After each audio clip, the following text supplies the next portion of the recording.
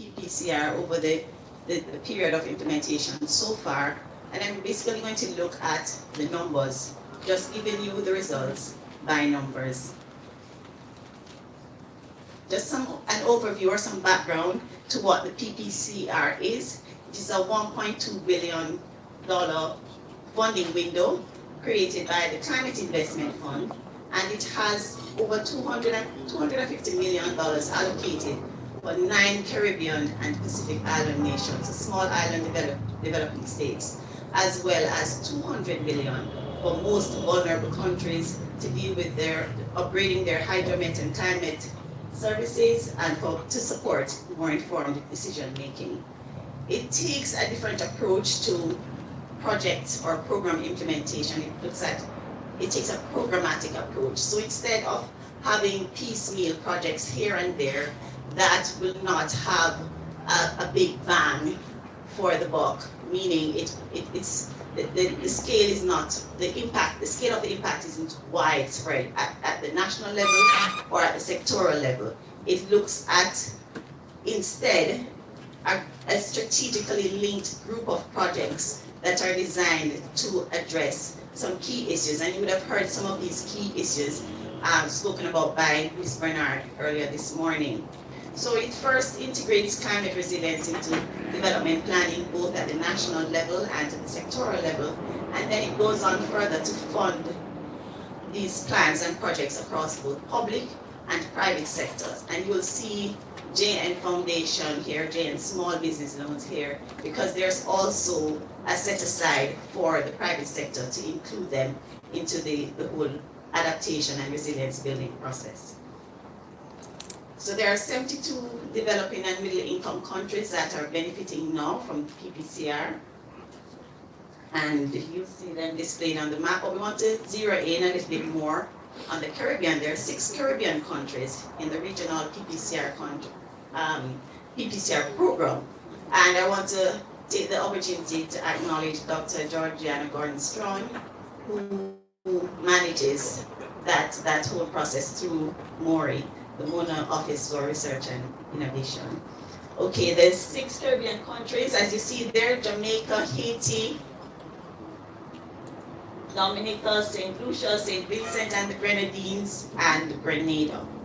And I won't go into the investment projects, as Ms. Bernard spoke a lot about them in her presentation, but there are 4 investment projects: improving climate data and information management project, the adaptation program and financing mechanisms for PPCR, and that is being executed by the Ministry of Economic Growth and Job Creation. There is the promoting community-based climate resilience in the fisheries sector of Jamaica, which was not in the original PPCRs, SPCRs, Ms. Bernard explained earlier, but there was an additional $5 million that was provided for that particular project. And financing water adaptation in Jamaica's new urban housing sector, which is being executed by JN Foundation. Together, the projects amount to a total of $37.45 million in funding. We have over 13 key implementing partners. Please don't kill me if you don't see your agency here. They're listed there: Med Service, Water Resources Authority, JN Foundation, etc. So since 2015, when the first PPCR project was approved, or investment project was approved, we have gone over 1,095 days of implementation. And the reason why we're here today is to basically look back at what we have done over those 1,095 days. We are looking back not because we want to look back, it's fashionable to look back, but we're looking back to see how we have utilized our piece of the PPCR pie, I like to call it. We're looking back because we are accountable to 9 donor countries that fund the PPCR. We're looking back because we want to impact the lives of 2.7 million people in Jamaica. So we want to look back at what we have been doing with our 37.45 million. We want to look at the gaps, the opportunities, lessons learned, synergies, solutions, and challenges. So what are our major achievements? I have the key goals, which I won't go into any detail with because Ms. Bernard also presented on what the key goals of the PPCR program is. But I will look at the results, or selected some of the results, because they're more than what I will be presenting here this morning. But I examine them and look at them on the selected objectives of the various investment projects. So we're improving quality climate information for effective planning and action at local and national levels are concerned.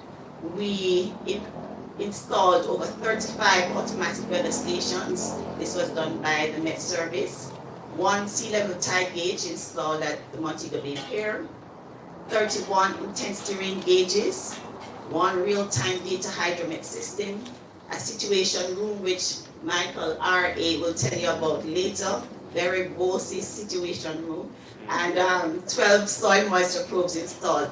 And this basically improves the quality of climate information that we have to improve our decision-making process. And you would have heard earlier that there was a gap in the type of information that we have to inform our decisions, especially where climate change adaptation is concerned.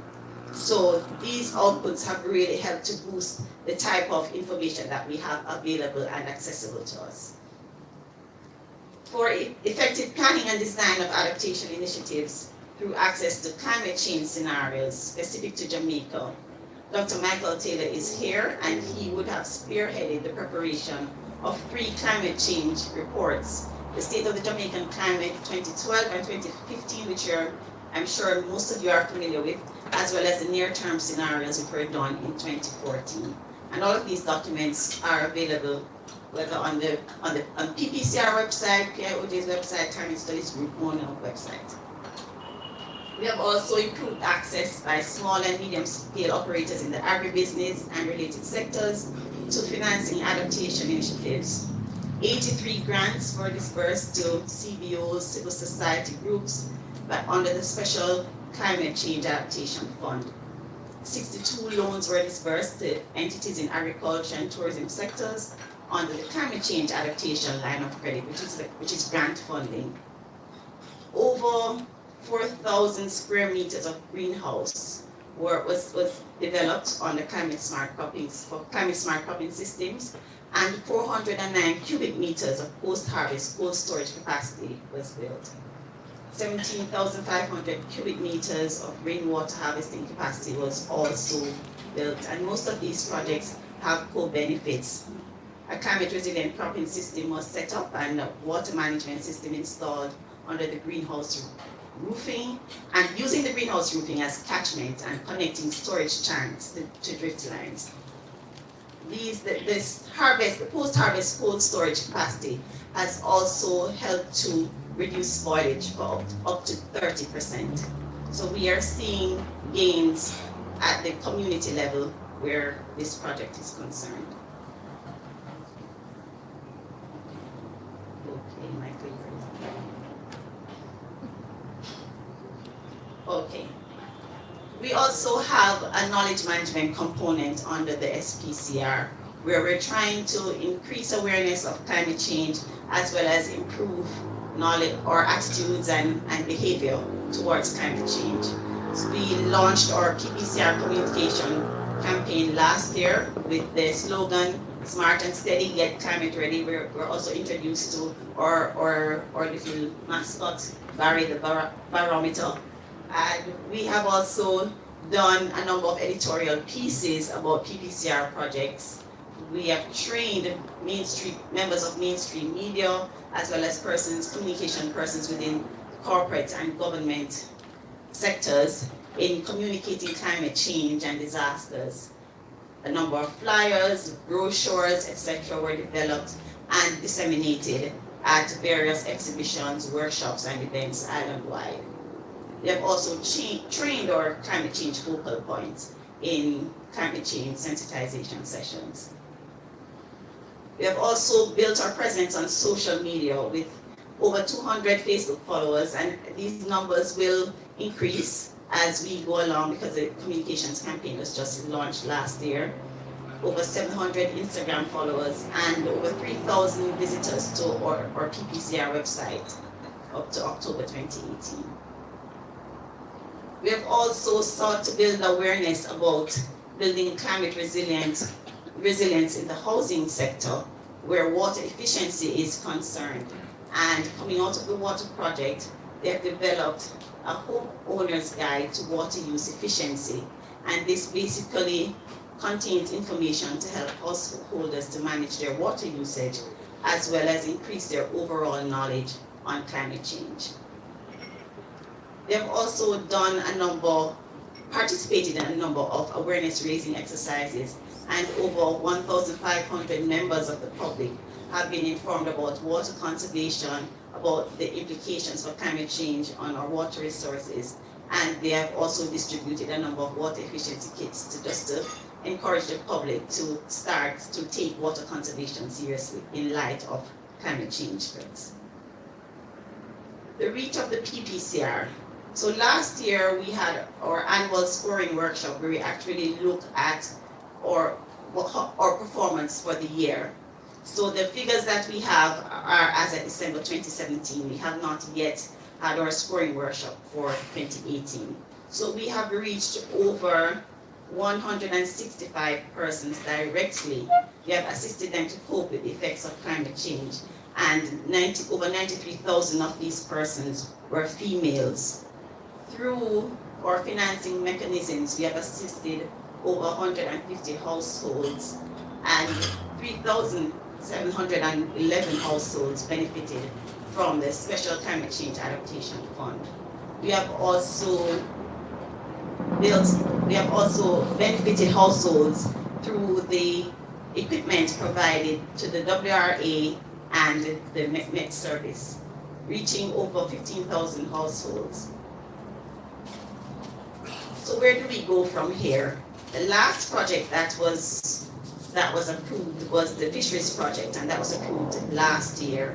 So they finished in 2023. So the PPCR, or Jamaica's SPCR, ends in 2023.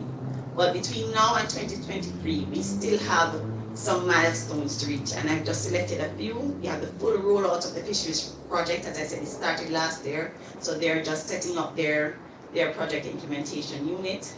We have to advance the initiatives under the water project, the implementation of adaptation initiatives under the adaptation program and financing mechanisms, installation of the Doppler weather radar, which is a key component as well, the health sector vulnerability assessment, and the preparation of strategies and action plans, of sector strategies and action plans. So, having looked back, I want you to, over the next 3 days, look at how you can use the knowledge that you gain here to make the implementation of the project as we move forward awesome, to make it even better than the years that have gone by. I saw this phrase on the internet, make today awesome, so that yesterday is jealous of what you have done today. And so I'm encouraging you, make the next years leading up to 2023 awesome, so that these years that we have just recapped will be jealous of what we would have accomplished when we get to 2023. Thank you.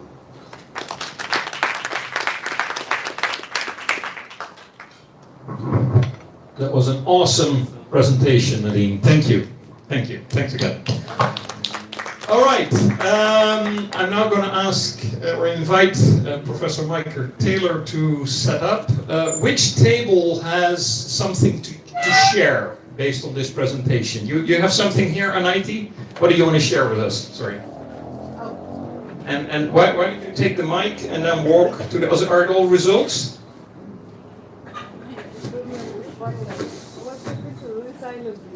No. Nothing we do silent. We need to be transparent and. Share. So what are you going to share with us? Well, I think I have one of each, or almost. Good. So I have a challenge, and that is that I feel, and this is my personal opinion, that the water project is not visible enough in public spaces. Okay. So I I was reading a little bit about the experience of Africa, because they've been, dealing with a lot of drought. And from the moment you arrive in Africa, in South Africa, in the airport, you see everywhere signs about water efficiency, water saving. You can see it in public spaces, in the buses, everywhere. So I thought maybe there's a challenge there. Yep. We're not, being visible enough. Yep. Then I see an opportunity about since the communications. There's a word there that I cannot Sensitization. pronounce. I'm sorry. Sensitization. I can write it, but I cannot pronounce it for some reason. So I was thinking, we should empower more community champions, like beneficiaries, to talk on behalf of the projects. Instead of us always, of course we have to do what we need to do, but I would like to see a change there of people taking ownership and speaking on behalf of the projects. Okay. Then I see another challenge, which is the tourism sector, especially, the small hoteliers and, operators. And I think we spoke a lot about this with Claire, about the opportunities, the challenge there, and the opportunities. The challenge is that the tourism sector is underserved. But I'm not talking about the big resorts. I'm talking about the smaller, the boat operators, the catering, or the people that bring produce or whatever. So that's something, an opportunity there to expand the tourism sector to those services that are related to tourism. And then I see, maybe a solution. I was thinking about the rainwater harvesting national program in Grenada. It's Grenada maybe, or one of the Eastern Caribbean countries that have a national program. So the government, supports every household to have some kind of rainwater harvesting installed, or, developing the communities in the churches in everywhere. So that's what I was thinking. Thank you. Great. Thank you. Thank you, thank you. Then we have a input here from Delando. Good day, everyone. And so, very laudable presentation. We have a result here. Through the improving climate data and information management, it is commendable that you were able to install 35 automatic weather stations to fill the much needed gaps we had across the island. So this is a laudable result as well. I want to put on board. Thanks. Great. I'm sure you have many more, and we're not going to forget them. But we also have Professor Michael Taylor ready to deliver his presentation. So I'm going to invite Professor Michael Taylor to do your presentation. I'm not sure why this microphone is behaving so. Where is the? Oh, here's the other one. I think this one works better. This one works better. Yes. After your presentation, so please keep continuing making notes. Because after lunch, we're going to share all of these and we're going to put them all on. But let's first listen to Professor Michael Taylor. Thank you. Okay, thank you very much. I realize now I'm standing between you and lunch, so it's a very challenging task. Listen, I was asked to do a quick presentation just to set some context.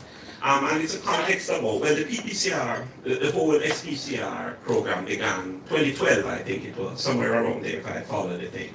And so this is about 6 years in, and the question was, why was this program so necessary at all? And over the time from 2012 to present, things have changed a little bit on the climate landscape. And so how do you think about it going forward? I tried to think, how can I set a context and do that? And so I decided, listen, you all are the champions of climate change in your various projects, etc. And people are going to come up to you and say, why are you involved in the SPCR or Jamaica PPCR program, right? And you will have to be able to answer them quickly because nobody wants to stay and listen to climate change too long. You should take it from somebody who talks climate change. All right? So I said, how do I get you to say that? And this is the approach I've taken. I want to talk to you about how do you talk about climate change after 2017 and the 1.5 special report? Or really, when somebody comes at you and says, why SPCR? What do you say? Why have I chosen 2017 and the 1.5 special report as my context? Because in truth, if you think in the Caribbean, two things have changed kind of how we talk about climate change in the last 2 years. First was 2017. Looks familiar? Absolutely. Irma Maria, Jose, completely changed how we talk about climate change. It upped the ante, not only in Jamaica or in the Caribbean, but across the whole world, right? It upped the ante significantly, put the Caribbean right at the center of the talk of climate change. It just completely changed how we talk about climate change, all right? So when somebody asks you, why the SPCR, why are you involved in this? You know, the first thing you have to think about is, how do I answer this in light of 2017? The second thing, though, is then the IPCC came up with this really fantastic report at the end of last year, all right, called the Special Report on 1.5. It's really fantastic, not because any of us had anything to do with it, right? but it really was this fantastic report, and fantastic because of the name, and you see the name, that's really the name of the report. All right, that's the title of the report. IPCC Special Report on the Impacts of Global Change for 1.5 about pre-industrial levels and related global greenhouse gas emissions pathways in the context of strengthening the global response to the threat of climate change, sustainable development and effects. You can imagine it's a fantastic report, right? Absolutely. It's a fantastic report because, boy, it's formidable. 91 authors, 133 contributing authors, 40 countries, 6,000 cited reference, 42,000 expert and government reviews. You know, it is just fantastic. It's fantastic because it covers a whole lot of things, right? Framing and context, mitigation, impacts of 1.5, strengthening, sustainable development. You get the idea that this is a fantastic report? Yes. An absolutely formidable and fantastic report. But it's really fantastic because to me, it is the most significant scientific report that has come out for the Caribbean region in a long time. All right, and it sets the context for you answering why the SPCR. All right, okay, so it's important because, you know, the Caribbean was a major force behind it. It's the Caribbean who lobbied for it, and the Caribbean lobbied using this campaign, and I'm so glad Indy's here. No, she's not looking my way, because the Caribbean lobbied for it using 1.5 to stay alive. Everybody remember this? We argue that 1.5 degrees is the maximum that we can warm by the end of this century if the Caribbean is to stay alive. All right? So the Caribbean lobbied for this report, and so it's formidable.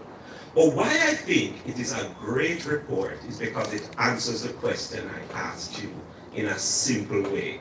Why the SPCR? When you are asked that question, this report provides 3 simple answers that you want to give. Why the SPCR? Right? 3 simple answers emerge from this report.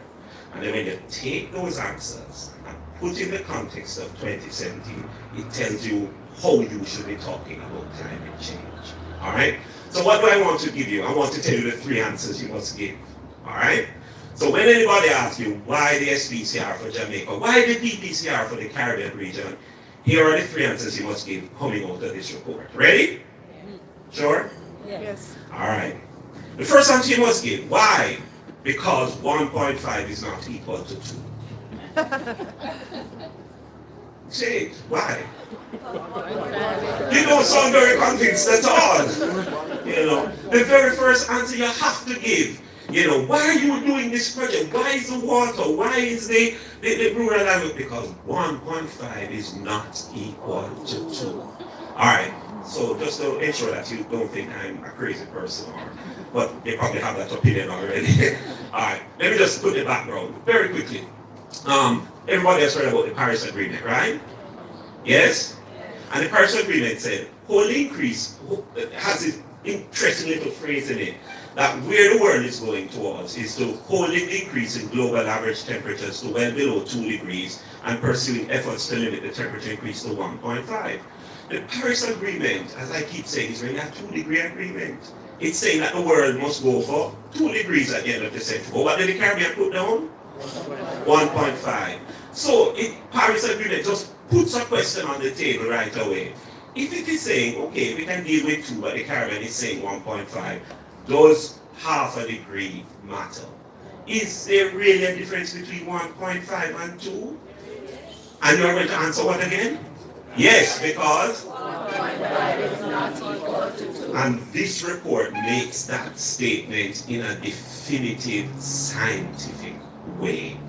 That's why we are doing what we are doing. 1.5 is not equal to 2. This report says that, listen, substantial changes occur in regional climate at 2, which are different from what occur at 1.5.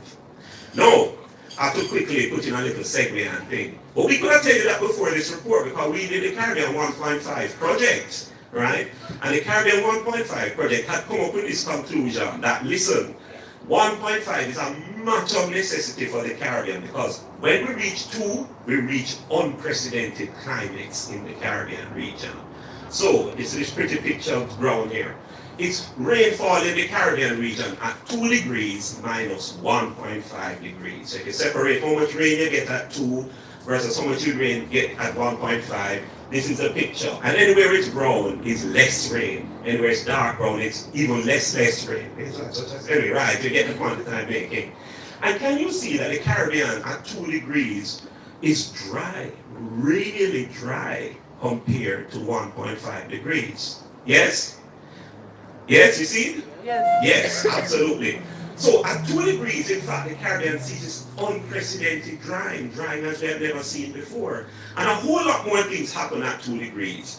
At 2 degrees, our temperatures are higher, and they would be at 1.5. Our rainfall is down, and it would be at 1.5.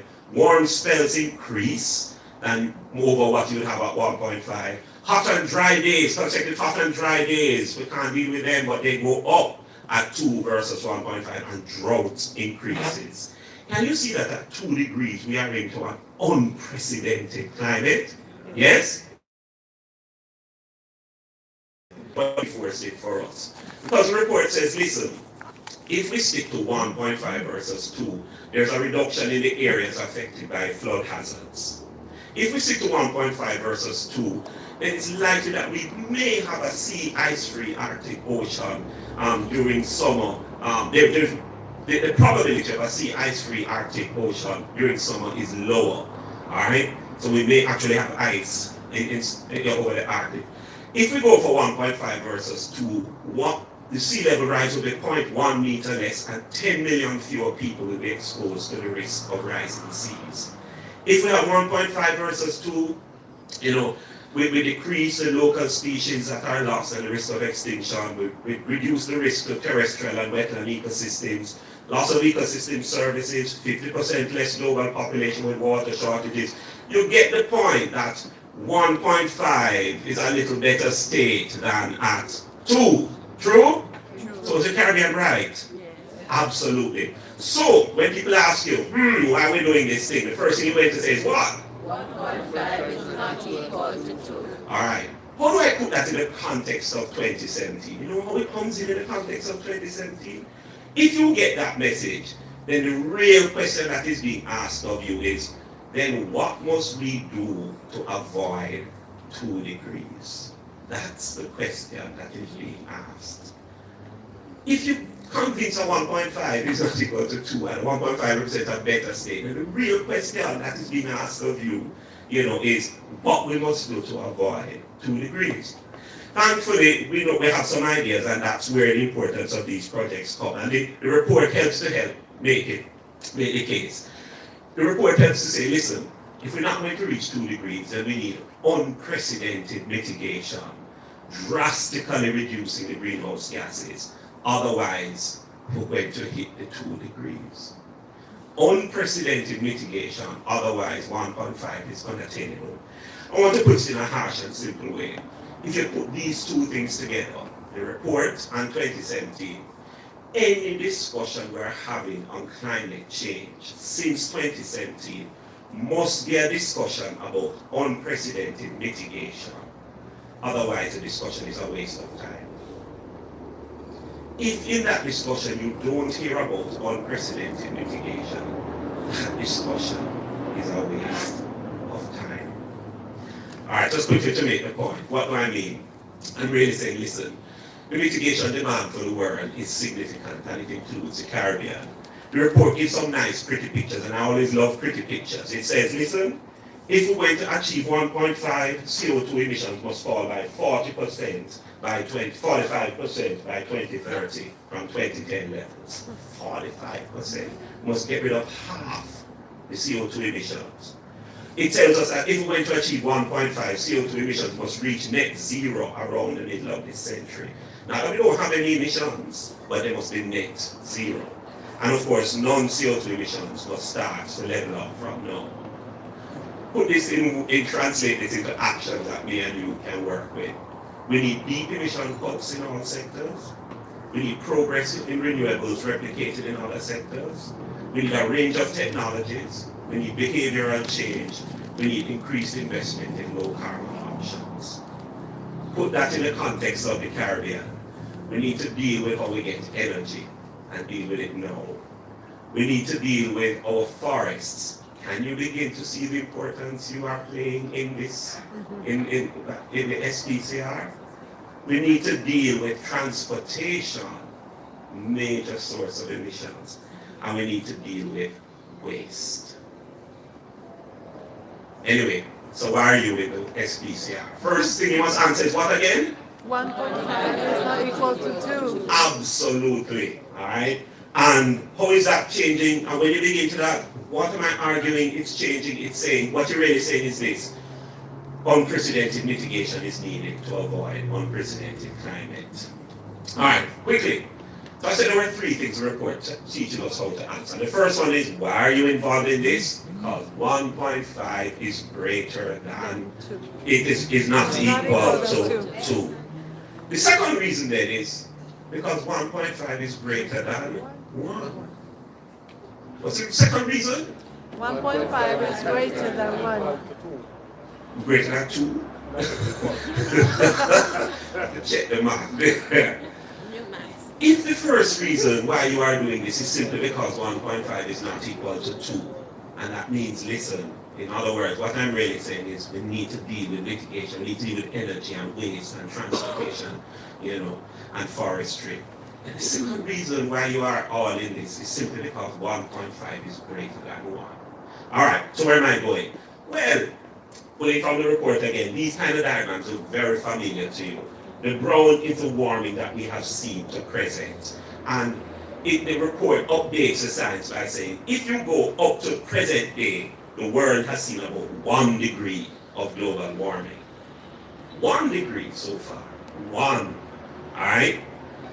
Well, this project facilitated the production of some reports that you have heard. And those reports tell us what's happening in Jamaica at the 1 degree that we have seen already. And I don't need to tell you, you know what is happening. You know that we have seen more hot days and nights in a given year, some are starting earlier and just lasting longer. True? Yes. We know that we are seeing more intense rainfall in an event. True? Definitely. Yeah, when it rains, it just rains. Right? We know that we have seen more climate extremes in recent times. That's what the reports from this project have said. And we know that we have seen higher sea levels. So we already know from this SPCR project what 1 degree is doing. Well, the second thing that the thing is telling us, well, the target we are going for is greater than that 1 degree and everything that we have felt already. So this report makes a clear statement that a 1.5 world, which we are arguing is a better world than 2, is still not such a great world, because it is greater than the world we are presently living in.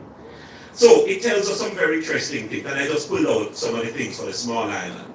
It tells us that at 1.5 compared to now, small islands are projected to experience multiple interrelated risks. And the problem is the interrelated risks. So it's risks to water and at the same time risks to agriculture, or how you want to put it in the science world. At the same time that you're experiencing intense rainfall in an event, you're experiencing drought. And at the same time you're experiencing drought, you're experiencing sea level rise. And it's the multiple interrelated risks that are the problem. And they increase at 1.5. Alright? That projections of increased frequencies of the most intense storms will happen at 1.5. That there will be greater impacts from sea level rise, including salinity of coastal groundwater, salinization of coastal ground, increased flooding and damaged infrastructure at 1.5 compared to now. Why are we going for 1.5 again? Anyway, right. That there will be increased risk for tourism that is dependent on the seasonality of summer and beach. All of this is in the report. That at 1.5, long-lasting or irreversible impacts will happen, and the one that I pull out, coral reefs, for example, are projected to decline by 70 to 90% at 1.5, the target we're going for. And there will be large projected impacts on economic growth, with the largest impacts expected in the tropics. But I could have told you all of that already from the Caribbean 1.5 project. Because the Caribbean 1.5 project already showed that there will be less hydropower available, diminished agricultural productivity, and the cost of damages from events will be 2 to 3 times higher at 1.5 than present. So why are we doing this? We're doing it because 1.5 is not equal to 2, but we're also doing it because 1.5 is greater than 1. Put that in the context of 2017 then. You know what I'm really saying?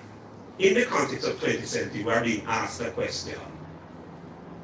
What must we do to live with 1.5 degrees, since that's the target we are saying should be achieved? And so when you ask that, see that 1.5 is greater than 1 in that context. This report also helps us answer. It's saying, listen, unavoidable adaptation is required. Otherwise, 1.5 is unlivable. Can you see now the role you are playing in the SPCR, PPCR project? We have to adapt. Because if we don't adapt, even the goal that we are asking the rest of the world to live with, we can't live with it.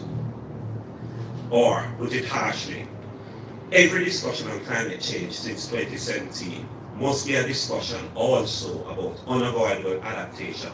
Otherwise, it's a waste of time to discuss it. What kind of things must be in that discussion? It must be that adaptation is unavoidable across every sector. So we need to expand the number of people we are talking to. It's not a choice of sectors. Everybody has to adapt. What must be in the discussion? That adaptation has to take many forms, and it's going to be context specific.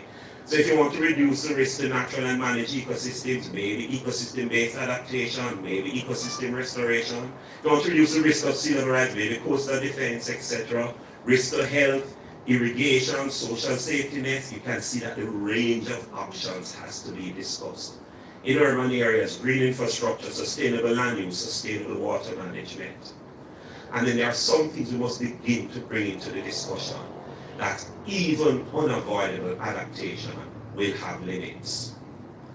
Adaptation is going to get more and more challenging at higher temperatures. So even the work you're doing now, it will get harder to do it as the temperatures increase. So there are limits to adaptive capacity, and some of them do exist at 1.5. Or put it in the last statement, adaptation is important to reduce the negative impacts from climate change, but adaptation measures on their own are not enough to prevent climate change impacts. Okay, so anyway, I think you get the point. So people are going to ask you, why are you involved in this thing? And you're going to say, first of all, at what? 1.5 is not equal. Right, and really what you're saying is that since 2017, if you're having a discussion, it must involve unprecedented mitigation to deal with an unprecedented climate. Yes? Yes. And then you're going to say, they're not convinced you, you're going to say, because? 1.5 is greater than 1. Right, and really what you're saying is that, listen, unavoidable adaptation has to be done has to be part of the conversation. This is why we are doing what we are doing. One more. So you know the last thing you must say? So if you must say that 1.5 is not equal to 2, and you must say, well, because 1.5 is greater than 1, you're really doing this because 1.5 multiplies the issues. What on earth am I talking about? Achieving and living in a 1.5 world asks us to change our conversation quickly to include other things that I think we are contemplating now. It muddies the water even if we are going for 1.5. Let me try to explain it a little better. This report and what we have been through in 2027 really throws down a gauntlet. It's saying that, listen, some of the questions we are debating still have been settled. They are already settled. We don't need to debate anymore if climate change is happening. 2017 settled that for us. We don't need to debate is it impacting us in the Caribbean. Boy, everything we live through, it's settled that. Do we need to debate will it continue to happen? No. Will its impacts continue? Yes. We see it every day. Is adaptation a necessary part of our response? Yes. Absolutely. Should the Caribbean pursue mitigation? Yes. Yes. Is it and will it affect quality and standard of living in the Caribbean? Yes. We're done with that debate, and so we are finished with that debate. Alright? We are no longer answering that. However, there are some new issues that come on the scene, and this report suggests that as we get a greater global understanding, there are new troubling issues that we have to come quickly to terms with so we're not left behind, and so that the projects you are doing are effective and really make a difference. This is now the looking forward. Alright? I could tell you that there are some science issues that we now have to deal with, and that's for us at the university to explain. And very quickly, if I was to bring up some of the science issues, I'll bring up something like overshoot. I love pretty pictures. Yes. So this is what we have seen already, yes? Yes. And we want to get to 1.5. But to get to 1.5, we may actually have to go above it and come back down. But if I go above it, then I may actually get 2 or higher to come back down. Alright? And the world, we are saying must go to 1.5, and the world will say to us, okay, we'll go to 1.5, but we can't slow down exactly right now and get 45%. So let us go above it and then we begin to go back down. So that's a complicating issue, because then you have, how much above it can we go? Because if we reach 2, then we hit the thing that we were trying to run away from. What will it be okay giving up? Because, if we any go above the 1.5, the coral reef's gone, So, yeah, we get back to the 1.5, but we just won't have any coral reefs in the world, What about the loss and damages that occur on the way to coming back down? So 1.5 complicates the issue. It multiplies the issue. And I could continue, how are we going to come back down? And the world is putting on the table now things like, well, let's take carbon dioxide out of the atmosphere. Right? Or let's do a little geoengineering, where we change the particles of the atmosphere and reflect more sunlight. Well, what methods are to be used? Who is to decide, and who is going to pay for the fallout if it don't work? We are already suffering, Anyway, I'm sorry. But I'm just trying to show you that 1.5 doesn't solve the problem. It does multiply the issues on a scientific level. Let's take a non-scientific level. 1.5 introduces synergies and trade-offs. You're going to have to take some climate actions, and some of them will seem, and most climate actions, whilst mostly synergistic with the development goals and your city 17 development goals and poverty reduction, may, however, require trade-offs. What do I mean? Well, we know that we must move towards protected areas and afforestation as adaptation. And people who want to pull us back down to 1.5 love this, because in truth, it fits in with BECS, bioenergy and carbon storage. Because the more forest you plant out, is the more carbon dioxide you take in. True? Absolutely.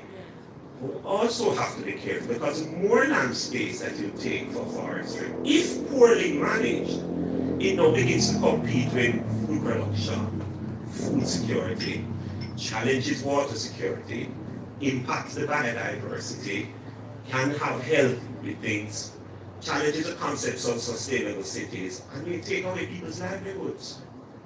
And you see that you now have to deal with the synergies and trade-offs between the choices you are making in going to 1.5. Let me put one more quickly on the table. We know that we need to harness, more sources of water to keep up with increasing demand for water and increasing demand for energy. And so we need strong policies, clearly, to deal with the water, especially in an increasingly scarcer environment, water access and allocation. Well, if you don't handle water access and allocation policies carefully, then you can run into trouble. Because then you have competing interests and it can affect food production, food security, water security, biodiversity, you name it. You get the point? Yes?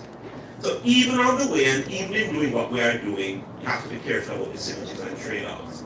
Poorly designed or implemented adaptation projects in a range of sectors can actually increase greenhouse gas emissions and water use, can increase gender and social inequality, can undermine health conditions, and can encroach on natural systems. What's the point that I am really trying to make in all of this? I'm trying to say that, if you take this report, it makes it clear that if we're going to achieve and live in a 1.5 world, we need careful consideration of the climate choices that we are making and make sure that these actions end up being consistent with the Sustainable Development Goals and poverty reduction. Can I argue that's the beauty of your being a part of the SDCLR? Because it's grounded within the 2030 vision, which is in itself grounded within the Sustainable Development Goals. So it's not taking your actions independently, it's taking your actions within that kind of consideration. So, when you're asked, the third thing you are going to say, why are you involved in this? Because if we go after 1.5, what? You're staying with me, I'm finishing. If we go after 1.5, what happens? 1.5 is going to multiply the issues. When we put that in the light of 2017, it asks us a question. What are we willing to compromise on for 1.5 degrees? Or urgent and coordinated planning for climate change's multiple issues is paramount. Otherwise, the 1.5 life we are building will simply be an unsustainable life. Put it bluntly, any discussion we're having on climate change post-2017 must be a discussion about urgent and coordinated planning. Otherwise, it's a waste of time. That's why you are here, because this is a coordinated, planned approach to dealing with climate change, and you are part of the puzzle that fits in. And it doesn't take climate change in isolation, it takes climate change in the context of planning, and in the context of poverty reduction, and in the context of sustainable development goals. So, you could write this. Any kind of 2017 planning must emerge out of agreed positions, all stakeholders, must emerge out of consultation, must include social justice, ethics, equity, must be grounded in research, must be grounded in research, right? Must be climate proof and maintained, and must include monitoring. Can you see why we need all of this data gathering? Alright, so I'm done then. So I'd say, listen, when people ask you, why are you involved in this thing? You have three answers already. Answer number one. 1.5 is not equal to 2. And with that tells we need unprecedented mitigation to deal with an unprecedented future climate. Second answer, because 1.5 is greater than 1. and tells you that we need unavoidable adaptation to ensure a livable future. And then the third is because 1.5 multiplies the issue. And it said we need urgent and coordinated planning to ensure a sustainable future. So yeah, 2017 up to the ante significantly on climate change. And then we had this new report which gives us some 3 simple messages to answer why you are involved in this. And you'll have the answers there. 1.5 not equal to 2, 1.5 is greater than 1, and 1.5 multiplies the issues. You know what I'm really saying if I could sum it up in one word? After 2017, or one little sentence, after 2017, and in light of the 1.5 publication, we're really moving optional from our conversation. Action is no longer optional. responding to climate change is no longer optional. It's not if we feel to do it, or anything like that. It's a must. And that's what 2017 and the report has said to us. So I'm done. So again, why are you involved in this thing? Because 1.5 is not equal to 2. and 1.5 is greater than 1. and 1.5 multiplies the issue. well, you're a great student. Thank you.